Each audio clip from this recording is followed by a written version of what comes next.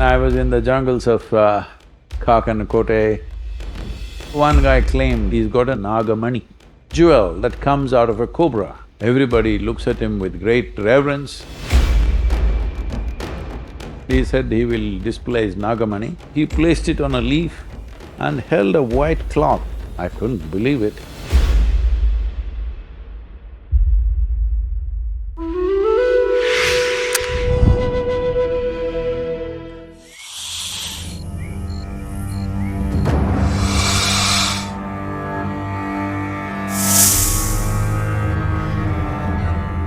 So, in almost every culture across the world, snake or the sacred serpent is always venerated as a source of insight, as a key to many aspects of life. While even biologists or zoologists, to be specific, also have some incredible facts about snakes, which have been largely ignored. For example, even now it is recognized that many sea snakes or certain sea snakes, even today, possess what is called as a pineal foramen, that is, it has a hole in its forehead.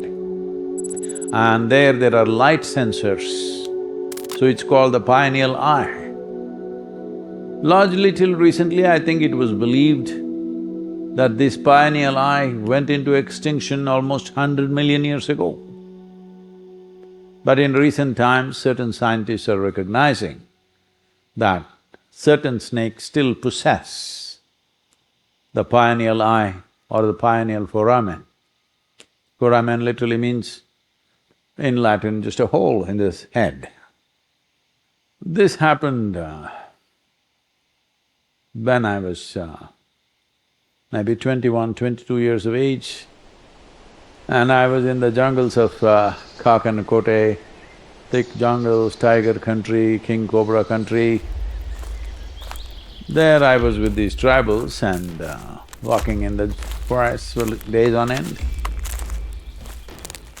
So one guy claimed he has what is called as a Nagamani.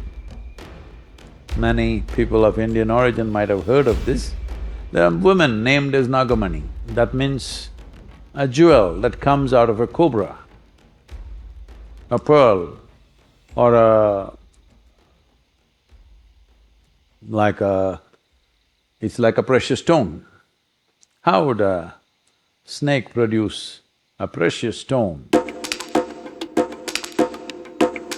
When a cobra ages, particularly the brown cobra of the southern Indian origin, particularly there, because this is where I have noticed, when it ages, as it starts finding, for it to hunt, it becomes more and more difficult because it's not as agile as it was in its youthfulness. Then it starts storing up its venom, which is one of the most complex proteins. Today, there is a whole lot of research and development of making variety of medicines out of snake venom, scorpion venom, even the spider venom, all these things, because venom is one of the most complex protein compounds that you will find on the planet. So it will start storing this up and crystallizes this and stores it up in its forehead. In starlight, it will glow and create light, bluish-green light. Because of this, insects and small animals will come towards it. That means dinner is coming.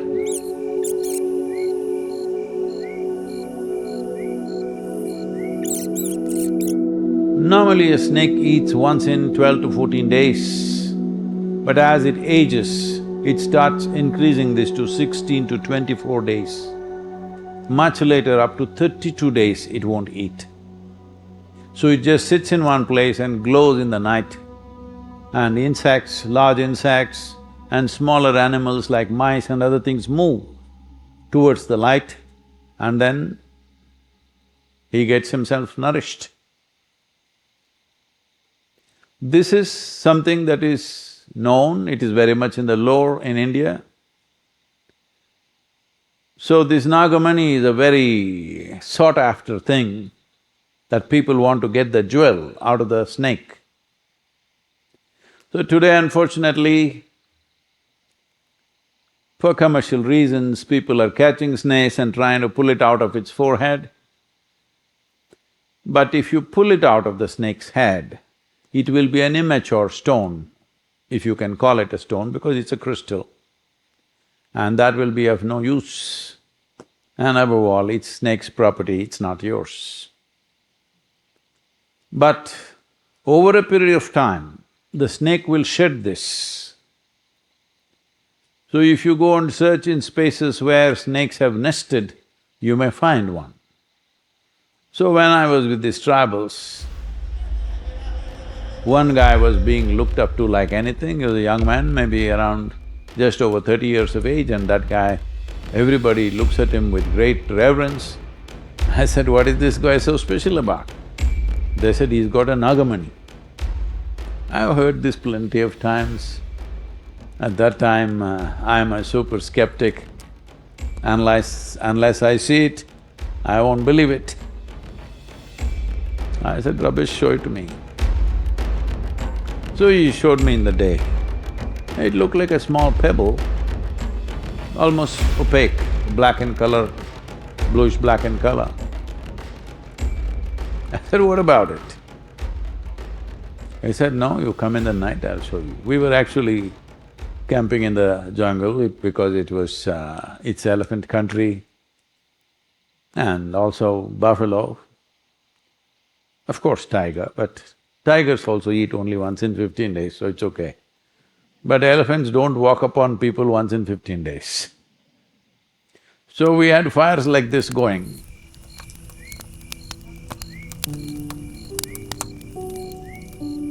Then this came and he said he will display his Nagamani, but he didn't want firelight, so we moved away into the darker part of the jungle. There was hardly any starlight, very little. So he placed it on a leaf and held a white cloth, a thin white cloth. I couldn't believe it. It was glowing like, just about the same as the center of the peacock's feather, that greenish-blue color, bright and clear. If you remove the cloth and look at it, it's just a black pebble. If you place the cloth over it, it's greenish-blue thing. He said he scavenged some snake's nest and he found it, and he doesn't want to give it to anybody because it's going to make him the king of India. Because that's always been the belief, if you get Nagamani, you will become the king, you will become prosperous, you will become powerful, you will become everything. I do not know what has happened to him since then, but one thing is, people say if you keep it on your body, a snake will never bite you. That could be possible, because I've seen people demonstrating this. And well, they've very early in my life they have bit me, but after that they have never bit me, though they had many chances, they never did. Maybe I got… Do you see? Another thing is, because it has, the ancient manifestation which was light-sensitive foramen or pineal eye,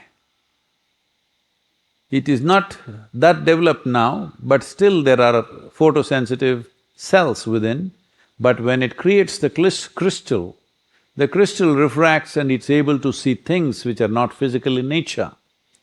This is why they see the energy of a human being, and when they see the energy is very overflowingly effulgent or exuberant, they move in that direction naturally. because they are seeing something more than the physical. Cobra is the only creature that it can see the element Akash or Akasha during daytime.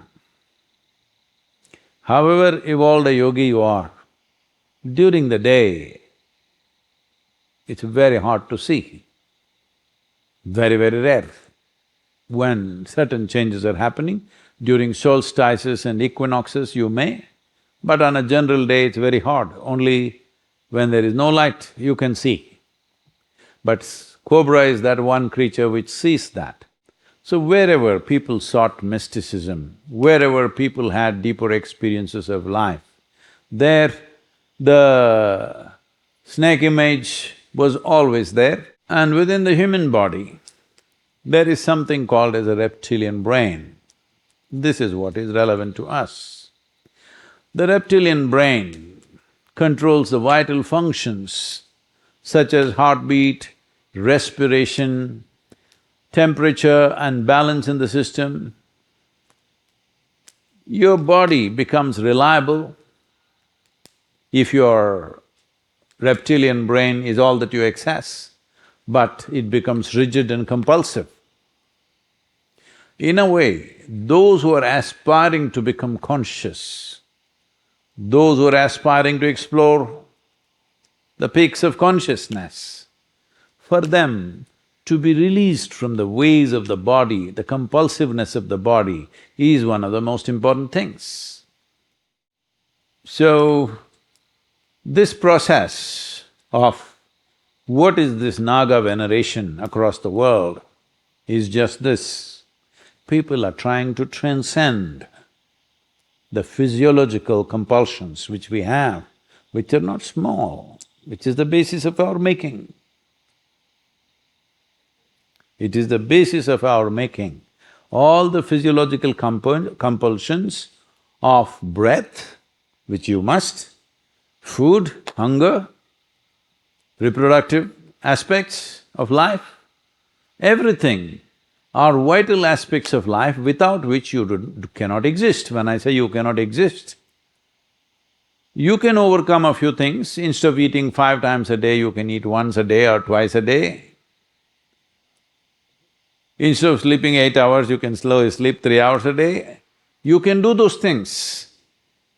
But you are here only because somebody else had a compulsion. You call them your parents. Only because they had their compulsions, you and me are here. So these compulsions are managed by the reptilian brain. Suppose reptilian brain got little, what to say, dispassionate, suddenly it'll go away. So, yoga has 2 different ways to approach life. One is to subdue the reptilian brain, another is to transcend the reptilian brain. If you subdue, life works one way. If you transcend, life works in a different way. But if you are rooted in the reptilian brain, you will be just a body. You think you have a brain, but it's okay, that is the reptilian brain. So if you transcend, then this pineal foramen begins to function even with you. I'm meaning to say, if you don't use your venom on a daily basis, it'll all gather and crystallize and you will glow. But I think you're spilling it out on a daily basis.